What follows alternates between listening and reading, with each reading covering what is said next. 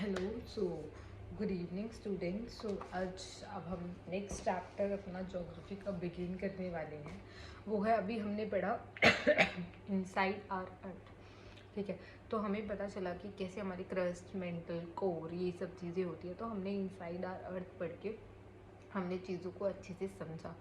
अब जो हमें समझना है वो ये समझना है हमें कि हमारे जो अर्थ है वो चेंज कैसे होती है। ठीक है, चेंजिंग आर अर्थ। ठीक है, मतलब कैसे हमारे अंदर अंदर कैसे हमारे लैंड फॉर्म्स बनते हैं। जैसे मैंने आपको बताया, इसमें हम और जाके पढ़ेंगे आगे जाके कि हिमालयाज़ कैसे फॉर्म होते हैं। तो मुझे कोई फर्स्ट अपने लेसन में कोई डाउट्स आए नहीं, तो मेरी तरफ से यही है कि मैंने पूछा भी डाउट वाले ग्रुप में, जो टेलीग्राम का हमारा डाउट वाला ग्रुप है जिस पे हम इंटरेक्ट कर लेते हैं, कि हाँ चीज़ें आपको समझ आ रही हैं। मुझे यही फीडबैक मिला कि हाँ मैम अच्छे से कंसेप्ट्स क्लियर हो रहे हैं, नोट्स आपको मिल ही जाते हैं। तो हमारा चैप्टर है अब our changing earth. I hope you can say it. ठीक है, आर चेंजिंग अर्थ। तो हमारा जो क्या है, अब इसमें हम स्टार्ट करते हैं। हमारा जो पार्ट है अर्थ जो है हमारा फॉर्म होता है क्रस्ट और एक अपर मेंटल। ठीक है, हमारा जो क्रस्ट है, क्रस्ट मीन्स हमारी अर्थ जिस पे हम रह रहे हैं। अपर मेंटल, मेंटल जो है अपर मेंटल, मैंने आपको बताया था लोअर मेंटल अपर मेंटल होता है। तो अपर मेंटल और क्रस्ट, ठीक है, ये दो लेयर के जो बीच का पार्ट है ये फॉर्म करता है हमारा लिथोस्फेयर। I told you. तो यहाँ मेंटल आ गई आपके नीचे, यहाँ ऊपर क्रस्ट आ गई, इसके बीच में जो है क्या है हमारा मैग्मा और हमारी प्लेट्स। इसके बीच के पार्ट में है हमारी मैग्मा और हमारी प्लेट्स। इनके थ्रू हमारे लैंड फॉर्म्स फॉर्म होते हैं। जब यहाँ कुछ भी हो रहा होता है, प्लेट्स का इंट्रैक्शन या फिर प्लेट्स का डिस्ट्रैक्शन, जो भी हो रहा होता है, आपस में टकराना या एक दूसरे की तरफ आना, तो हमारे भूकंप, जिसको हम अर्थक्वेक कहते हैं, हमारी सुनामी, जो अर्थक्वेक हमारा समुंदर के अंदर आता है, जो हमारे ओशंस के अंदर आता है, उससे क्या आ जाती है हमारी सुनामी।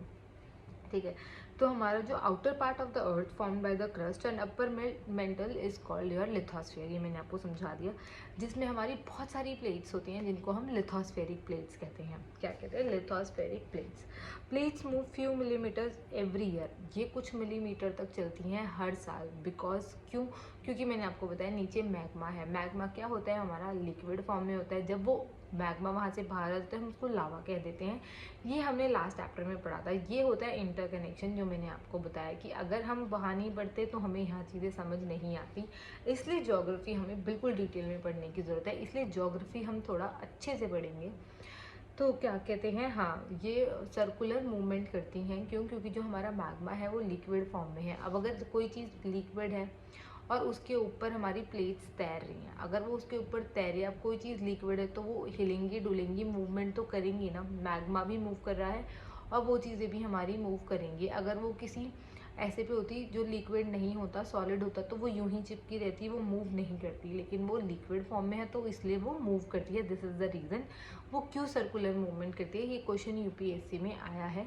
अभी हमें पढ़ते टाइम छोटा लगता है, लेकिन देखिए ये छोटी छोटी चीज़ों से हमारे क्वेश्चन फॉर्म होते हैं। ठीक है, तो मूवमेंट जो है वो हमारे अर्थ सरफेस में चेंज करता है, जो हमारे वेरियस लैंड फॉर्म्स बनाता है। जैसे जैसे मूवमेंट्स होती है वैसे वैसे ही हमारे अर्थ में चेंजेस आती है। जैसी मूवमेंट्स होंगी उस हिसाब से हमारे लैंड फॉर्म्स बनते हैं। I am sorry. नाउ हमारी जो प्लेट्स होती है वो इरेगुलर होती है। ज़रूरी नहीं है कि उनका एक शेप है या उनका एक एरिया है। जैसे मैं आपको बता दूँ ट्राइंगल में है, स्क्वायर में है, नहीं। वो प्लेट्स हैं जिनका इरेगुलर है, कोई बड़ी है, कोई छोटी है, कोई बहुत बड़ी है, कोई उससे छोटी है ना। रिजिड, रिजिड मीन्स वो टाइट है आपस में, क्योंकि जब वो टकराती हैं तो मतलब बहुत ज़्यादा फोर्स के साथ टकराती हैं। वो सॉलिड होंगी तभी तो टकराती हैं। Rigid means strong.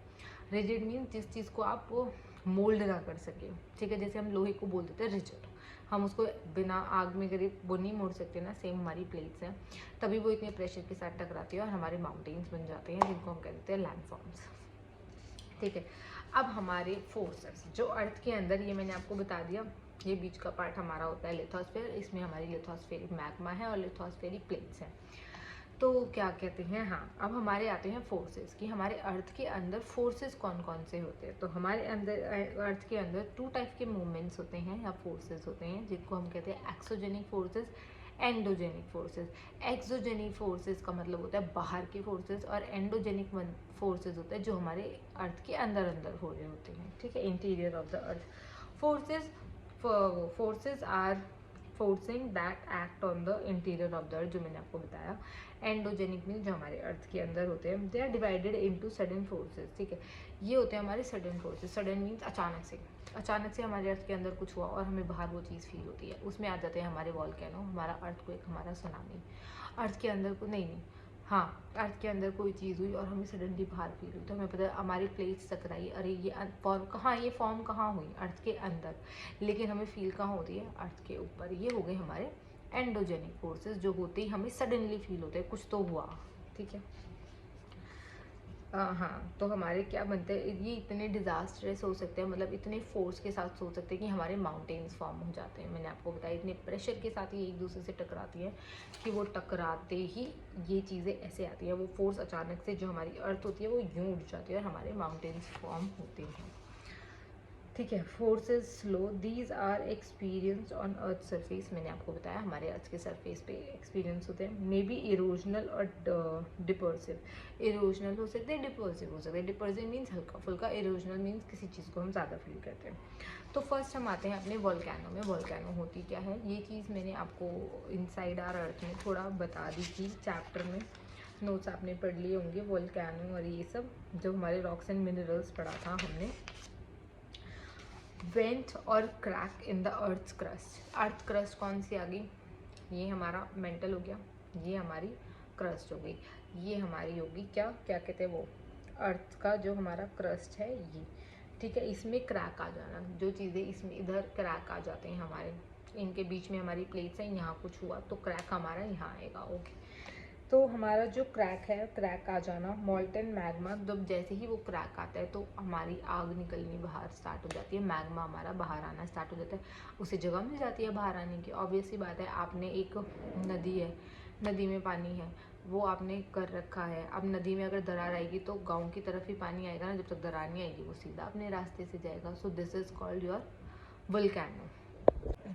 तो ये बहुत डिसरप्टिव, मतलब बहुत ज़्यादा फोर्स के साथ होती हैं चीज़ें, तो अर्थ में बहुत ज़्यादा प्रॉब्लम्स आ जाती हैं।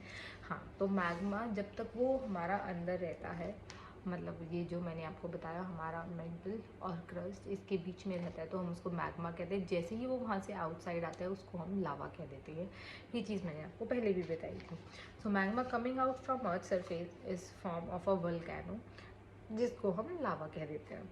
Found in the region where the plates, देखो हमें ये ऐसे रीजन मिलते हैं जहाँ हमारे कुछ एरियाज ऐसे रहते हैं ना जो अर्थक्वेक प्रोन रहते हैं। वो अर्थक्वेक प्रोन क्यों होते हैं, कि वहाँ पे ज़्यादा अर्थक्वेक क्यों आते हैं, क्योंकि वो एक प्लेट के ऊपर ही होते हैं, तो प्लेट रेगुलरली मूव करती हैं आपकी, तो जब वो रेगुलरली मूव करती है तो वहाँ सबसे ज़्यादा अर्थक्वेक फील होते हैं।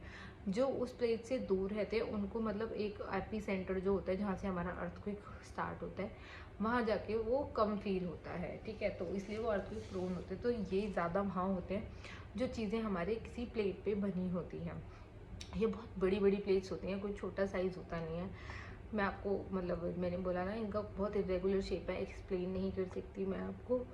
क्या कहते हैं इसमें, क्या होता है फिर कि जो प्लेट्स होती है या तो वो कन्वर्ज होती है, कन्वर्ज मीन्स या तो वो नीचे की तरफ ऐसे जाती है, तो इससे जो ये प्रेशर होता है एकदम खालीपन, उससे क्या होता है क्रैक हो जाता है। या फिर वो डाइवर्ज होती है कि एक दूसरे के ऊपर चढ़ के ऐसे आ जाती हैं, या तो वो सॉरी मैंने आपको गलत बता दिया, नीचे नहीं जाती, या तो वो कवरेज होती हैं या फिर वो एक दूसरे के ऊपर आके डाइवर्ज होती हैं, राइट, ठीक है। तो वोल्केनो वहीं आकर करते हैं जहाँ हमारा प्लेट बाउंड एरिया, जहाँ पे प्लेट्स हमारी मतलब बिल्कुल एक्टिव होती हैं। ज़्यादातर हमारे माउंटेन, प्लेट्यूज या फिर हमारे जो ओशंस होते हैं उनके अंदर भी लावा फूटता है, जो हमारे ओशन के अंदर चीज़ें होती हैं। ये हमारे दो जो हमारे ये होते हैं वोल्केनो, 2 पार्ट्स में डिवाइडेड होते हैं, एक होता है डोरमैट और एक होता है एक्टिव। एक्टिव मीन्स जो इतने एक्टिव है कि उनमें कभी भी लावा आ सकता है, उनमें अब भी लावा है उनमें, मतलब माउंटेन्स में, कि एक प्रेशर हुआ, वो इतनी एनर्जी के साथ वो कवरेज हुई, वो ऐसे आगे बढ़े और यहाँ सारा मैग्मा ऊपर आ गया है यहाँ तक, और जिस टाइम इसमें क्रैक आएगा ये बाहर आने लगेगा, वो आपका एक्टिव हो गया, ठीक है। अब कुछ होते हैं जो मतलब आपके बने, लावा बाहर आ गया, बस अब वो सिर्फ माउंटेन्स रह गए हैं, अब उनके अंदर लावा नहीं है या मैग्मा नहीं है, उसको हम कह देते हैं लावा तो बाहर आने के बाद होता है, अंदर मैग्मा ही होता है। तो अगर मैग्मा ख़त्म हो चुका है, सारा मैग्मा बाहर आ गया लावा के फॉर्म में, तो वो हमारा हो जाता है डोरमैट। डोरमैट मीन्स अब इससे हमें कोई खतरा नहीं है, ठीक है। तो एक मैं आपको बताती हूँ, येलोस्टोन नेशनल पार्क है जहाँ पर हमारा सुपर वोल्केनो एग्जिस्ट करता है। ये हमें एनसीईआरटी में बता रखा है कि जहाँ हमारा सुपर वोल्केनो एग्जिस्ट करता है। हाँ, तो ये कहा जाता है कि जो येलोस्टोन वाला नेशनल पार्क है, अगर जिस टाइम पे ये वोल्केनो फटेगा तो हमारा एंटायर प्लैनेट ख़त्म हो जाएगा। ठीक है, तो ये याद कर लेना, ये हमारी फैक्चुअल चीज़ होगी। येलोस्टोन नेशनल पार्क में ये एग्जिस्ट करता है हमारा सुपर वोल्केनो, जो अकॉर्डिंग टू साइंटिस्ट वो ये बोला जाता है कि अगर वो इरप्ट हुआ तो हमारे पूरा का पूरा प्लैनेट डिस्ट्रैक्ट हो जाएगा। ठीक है, अब नेक्स्ट हम आते हैं, मैंने आपको समझा दिया वोल्केनो प्रोसेस। अब हम आते हैं अपने प्रोसेस पे, दैट इज़ योर अर्थक्वेक।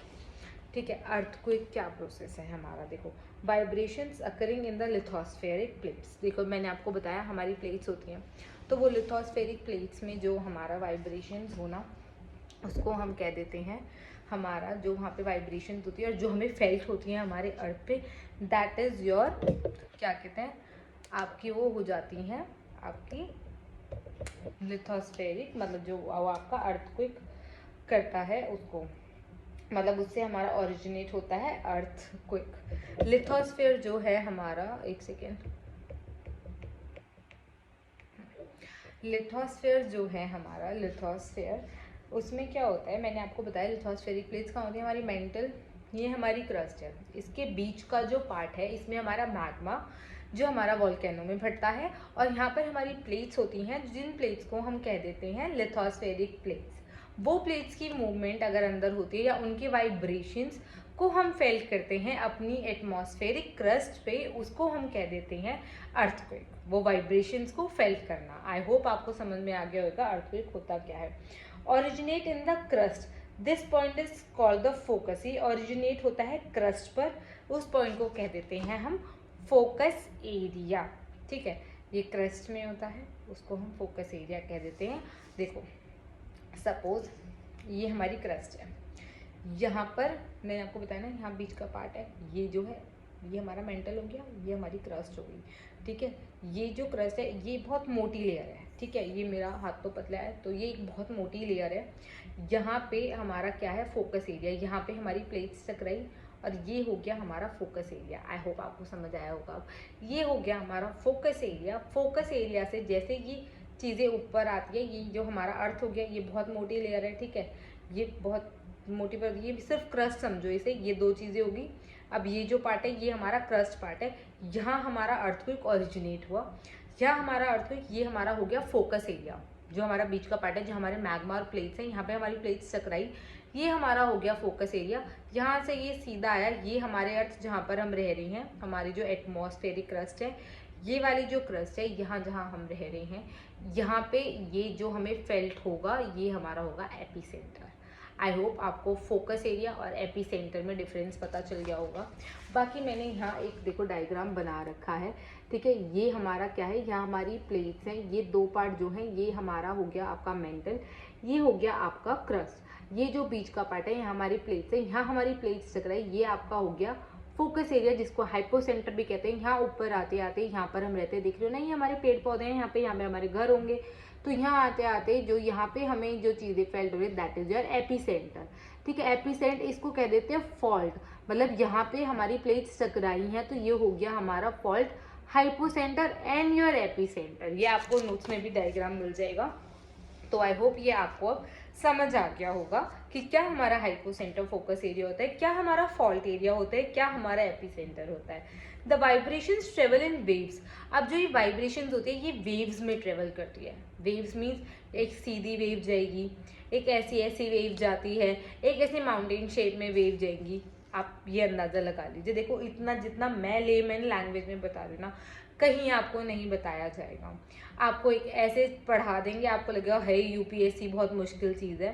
और अगर आपको ये चीज़ लेमैन लैंग्वेज में समझ आ गई ना, तो यूपीएससी कितना भी मुश्किल आ जाए लेकिन आपके कंसेप्ट्स क्लियर होंगे और आप इजीली अपने क्वेश्चंस को अटेम्प्ट कर पाएंगे। बिलीव मी गाइज, और आप जेन्युइनली कर पाएंगे। The vibrations travel in waves, मैंने आपको बता दिया, इनकी स्ट्रेंथ डिक्रीज इंक्रीज होती है। ठीक है, डिस्टेंस के साथ, डिक्रीजेस बाय डिस्टेंस, इंक्रीज। देखो जहाँ से ये होगा वहाँ तो इंक्रीज है, मतलब एकदम पूरे प्रेशर के साथ वो चीज़ है। अब जितनी अगर ये सीधी वेव्स में जा रही है तो देखो कोई चीज़ ऐसे ऐसे जाएगी तो वो कम एरिया कवर करेगी, कोई चीज़ इसमें जाएगी वो उससे भी कम एरिया कवर, कोई स्ट्रेट जाएगी वो ज़्यादा एरिया कवर करेगी। हाईवे पे गाड़ी ज़्यादा तेज़ चलती है, फैक्ट। हाईवे पे आप ज़्यादा जल्दी पहुँचते हैं, हर जगह हाईवे बन जाता है, आपको ये होता है ना, अरे तो 4 घंटे का रास्ता है अब 2 घंटे का हो गया, क्योंकि आप सीधे ट्रेवल करते हैं, तेज जाते हैं, तो ये क्या हो गया आपका हाईवे लगा लीजिए इसे, तो बढ़िया जाती हैं आपकी वेव्स।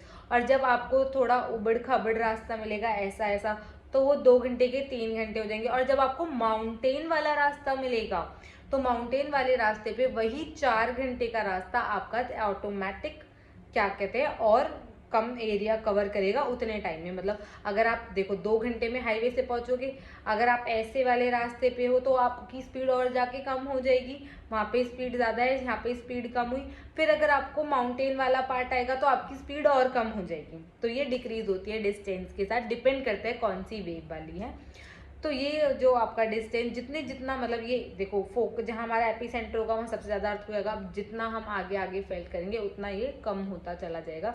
जो हम पढ़ते हैं ना, हमारा इतना क्या कहते हैं 5.6 रिचर स्केल पे वो आया है कि 5.6 तक का हमारे यहाँ अर्थक्वेक आया है, तो ये ऐसे ऐसे कम कम कम कम होता चला जाता है, और इतना कम हो जाता है कि कई जगह अर्थक्वेक आता है पर वो हमें फील भी नहीं होता है। द वाइब्रेशंस मैंने आपको बता दिया। Measured using a machine call seismograph, इसको हम मेजर करते हैं, ये सिज्मोग्राफ से हम इसको मेजर कर पाते हैं। सिज्मोग्राफ जो है इसका मेजर करने का वो है टूल, ठीक है। Intensity of earthquake is calculate, intensity means कितने प्रेशर के साथ आया है, वो हो जाता है हमारा रिचर स्केल। सिज्मोग्राफ से हम हर जगह मेंशन करते हैं कि यहाँ ये इतना इतना इसका एप्टीट्यूड था, यहाँ इसका इतना था, यहाँ इसका इतना था, यहाँ 5.6 था, यहाँ 4.6 था, जहाँ एपी सेंटर था वहाँ 7.1 का आया। ये चीज़ हम मेंशन करते हैं सिज्मोग्राफ में। 3 काइंड्स ऑफ वेव हो जाती हैं आपकी, P waves, S waves, L waves. P waves longitudinal waves होती हैं, मैंने आपको बताया सीधे। एस वेव्स होती है आपकी ट्रांसवर्स वेव, ये कंसेप्ट मैंने आपको देखो पहले ही समझा दिया वेव्स वाला। और एल वेव्स होती हैं आपकी सरफेस वेव्स, ठीक है। मेजर लैंडफॉर्म्स ऑन अर्थ, देखो ये मैंने आपको बता दिया, ये यहाँ पे डायग्राम, ये है आपकी पी वेव्स, ये है आपकी एस वेव्स, और ये आ जाती हैं आपकी एल वेव्स। ये आपकी वेव्स हैं, जस्ट मैंने इसी पार्ट के सामने ये चीज़ बनाई हुई है। डायग्राम के साथ हमें चीज़ें ज्योग्राफी में याद रहती हैं, और अगर जितना आप अपने क्वेश्चन पेपर में भी डायग्राम बना के आंसर देंगे ना, जहाँ डायग्राम पॉसिबल हो, वर्ड लिमिटेड रखिए, डायग्राम पॉसिबल हो, तो बिलीव मी गाइस बहुत अच्छे पेपर में मार्क्स आते हैं राइटिंग वाले सेक्शन में, ठीक है। अब आते हैं हम मेजर लैंडफॉर्म्स ऑन अर्थ की, कौन से बड़े बड़े कैसे कैसे लैंडफॉर्म्स बने। Landscapes on earth are continuously form, landscapes means आपको पता है, ठीक है, these are called your landscapes, ये हमारे अर्थ पे फॉर्म होते रहते हैं, born away by 2 process, 2 process के साथ, that is your weathering and your erosion. Weathering क्या होता है और इरोजन क्या होता है। देखो वेदरिंग होती है चीज़ें जब हम सॉलिड चीज़ों के को पानी के थ्रू हटा देते, झरना देखा है आपने, झरना एक तरीके से आप उसे इरोजन ही नहीं, वेदरिंग लगा लो उसे, कि मतलब पत्थर आए, अब कोई चीज़ें टकरा रही है, पत्थर है पत्थर है पत्थर है, एक टाइम पे वो टकरा के उस पत्थर को हटा देगी और वहाँ से वो नीचे जाएगी, तो वहाँ जो बीच का जो पार्ट है बहुत स्लिपरी नहीं हो जाता, क्योंकि वो बार बार आने के बाद अपनी रास्ते को बिल्कुल क्लीन कर देता है, जो हमारी सॉलिड चीज़ें उनको हटा देता है, वो हो जाता है आपका वेदरिंग प्रोसेस। इरोजन होता है आपका जो मतलब हमारे एटमॉस्फेयर में डेली लाइफ में कुछ हवा से, कुछ किसी चीज़ से, मतलब जो स्टोन्स है ब्रोक डाउन हो रहे हैं, नीचे गिर रहे हैं, या विंड चल रही है, उस चीज़ से वो हो जाता है हमारा erosion. Weathering is a process by which rocks on the earth surface are broken up. Weathering वो प्रोसेस है जिससे जो हमारे सरफेस पे स्टोन मतलब वो होते हैं रॉक्स, उनको तोड़ना। Erosion is the process by which there are layers of landscapes on the earth surface. Erosion वो प्रोसेस होता है जो अर्थ सरफेस पे लेयर लेयर बनाते हैं, मतलब कहीं से मिट्टी उड़ी, यहाँ मिट्टी आ गई, फिर मिट्टी उड़ी, फिर मिट्टी आ गई, फिर मिट्टी उड़ी, फिर मिट्टी आ गई, तो ये लेयर्स बनाता जा रहा है। Water, ice, wind etcetera are agents of erosion.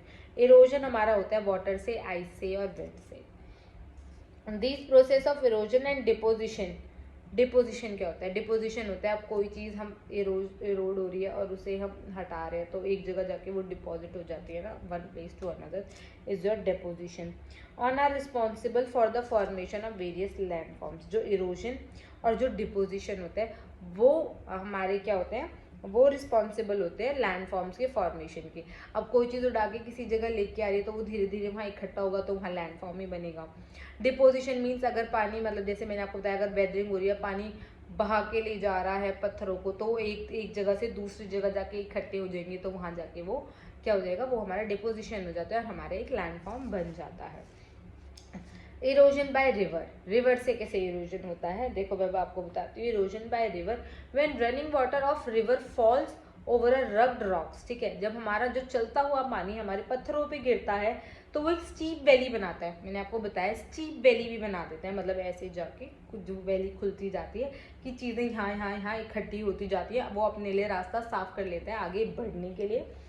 तो steep valley at a sharp angle to it forms a waterfall, और जब वो वहाँ पे जाके, मतलब एक टाइम आता है कि वहाँ जैसे कहीं जाके उसे रुकावट आ रही है, वहाँ वो क्या बना लेता है, टकरा के वहाँ पे वो वाटरफॉल बना लेता है। ठीक है, वाटरफॉल, पहाड़ से हमारे क्या बन जाते हैं, वाटरफॉल्स। ठीक है, तो वाटरफॉल बन जाते हैं। एंटरिंग प्लेन्स, रिवर ट्विस्ट, ठीक है, जहाँ हम वो प्लेन में तो आएगा ही, ऊपर से गिरेगा, फिर वो प्लेन में आता है तो रिवर हमारी ट्विस्ट हो जाती है। And turn, twist and turn होती है हमारी रिवर, उसको हम कहते हैं म्यांडर्स। मैं आपको अभी बताऊंगी डायग्राम के through. Meanders, the river meanders come closer, जो हमारे रिवर के म्यांडर्स होते हैं वो क्लोजर आते हैं। Due to erosion and deposition of silt, when a meander cut off from the main river body, जब हमारा म्यांडर कट होता है रिवर बॉडी से, उसको हम कहते हैं ऑक्सबो लेक। ये क्वेश्चंस आते हैं, थोड़े फैक्चुअल हैं कि म्यांडर क्या होता है, ऑक्सबो लेक क्या होता है, उसका फॉर्मेशन कैसे होता है, मैं अभी आपको बताऊंगी, पहले रीड कर लूँ। River bank is called dyke, river bank जो है वो हमारा डाइक कहलाता है। The speed of river decrease is near the sea, जो रिवर की स्पीड होती है वो डिक्रीज हो जाती है नियर जाते जाते, ठीक है, सी के पास जाते जाते। It breaks up into distributaries, obvious सी बात है, डिस्ट्रीब्यूटरीज मैंने आपको बताया था जो ड्रेनेज सिस्टम है, इसलिए मैंने बताया आपको ट्रिब्यूटरीज क्या होती है, डिस्ट्रीब्यूटरीज क्या होती है। देखा आपने कनेक्शन, ये बात नहीं है कि मैं आपको 9th का चैप्टर मैंने एक पहले पढ़ा दिया फिर मैं आपको 6th का चैप्टर पढ़ा रही हूँ। चैप्टर्स ऐसे ही इंटरकनेक्टेड है, तो मैं आपको उस वे सीरीज में पढ़ा रही हूँ कि आपको चीज़ें समझ आए। अब यहाँ पे वर्ड आया, अभी आपको नहीं पता होता ट्रिब्यूटरीज क्या होती हैं या डिस्ट्रीब्यूटरीज क्या होती है, आपको समझ में ही नहीं आता। और अगर ड्रेनेज सिस्टम आपने देखा होगा, वो टर्मिनोलॉजीज आपने लिखी होंगी, रिवाइज किया होगा, तो वर्ड सुनते ही आपके दिमाग में रहता है अच्छा ये होता है डिस्ट्रीब्यूटरी। और यही क्वेश्चन जब एग्जाम में आते हैं तो आपको ये ऑन द स्पॉट क्रैक करता है कि हाँ ये हमने पढ़ा था, इसका मतलब ये है और इसका मतलब ये है, ऐसे एग्जाम में क्वेश्चन सॉल्व होते हैं। तो ये रीज़न है मेरा ऐसे पढ़ाने का, ऐसे आपको कोई कोचिंग सेंटर भी नहीं पढ़ाएगा, आई बेट ऑन इट। ठीक है, the speeds of rivers decrease near the sea on sediments deposited in the region, this region is known as delta, उस रीजन को हम कह देते हैं डेल्टा। ठीक है, अब मैं आपको बताती हूँ क्या होता है डाइक और ये सब। ठीक है, एक मिनट आप वेट करो, हाँ मैं आपको डायग्राम के साथ ये चीज़ खोल के एक्सप्लेन करती हूँ। This is a sea cliff. It gets eroded by the waves. A cave is formed. The cave gets hollowed through. If it extends to the other side, an arch is created. The top part becomes too weak and it collapses, leaving a stack.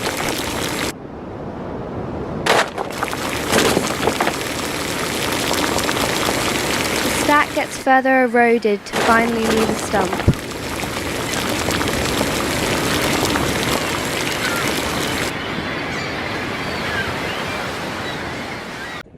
So I hope वो अब आपको erosion bye सी waves और सी water का वो आपको समझ में आ गया होगा, डाइक्स और ये। ठीक है, अब मैं आपको बताती हूँ इरोजन बाय ग्लेशियर्स। देखो इरोजन बाय ग्लेशियर्स बहुत ईजी है, कुछ नहीं होता, एक नदी है, बह रही है, पहाड़ से आपका वो जा रहा है आपका झरना, उसमें क्या होता है जैसे ही आपका ग्लेशियर जो होता है, ग्लेशियर धीरे धीरे सारी जगह बर्फ़ जमाता जाता है, पहाड़ों में ही आपको मिलेंगे ग्लेशियर्स, तो वहीं से वाटरफॉल्स आते हैं हमारे सारे।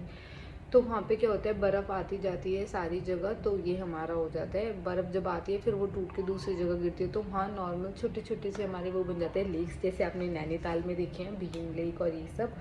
तो वहाँ पे ये जो लेक सुंदर बन जाते हैं, इनको हम तोड़ के क्या करते हैं एक जगह ले जाते हैं और उसको हम पानी के थ्रू, मतलब उसको पानी में ग्लेशियर को बनाने की कोशिश करते हैं। तो ये होता है हमारा इरोजन ऑफ ग्लेशियर। नेक्स्ट हमारा लास्ट टॉपिक है erosion by wind. Erosion by wind हमारा होता है जब हमारी विंड चलती है तो जो लाइट पार्टिकल्स होते हैं वो हवा में उड़ के चले जाते हैं, जो थोड़े भारी पार्टिकल्स होते हैं वो हमारे धीरे धीरे सैंड पर अपने आप रोल ओवर करके आगे चले जाते हैं और एक जगह उनका डिपोजिशन होता है। तो वो छोटा छोटा जैसे छोटे पहाड़ की तरह डिपोजिशन हो जाता है डेजर्ट्स में, उसको हम कहते हैं ड्यून्स।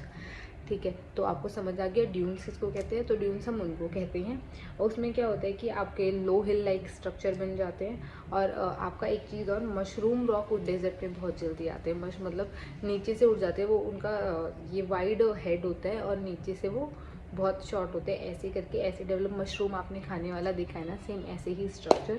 तो ये होता है इरोजन बाय विंड। तो यहाँ होता है आपका पूरा चैप्टर ख़त्म। नोट्स में इसके अभी भेज दूँगी PDF फॉर्म में। आई होप आपको अच्छे से समझ में आया हो।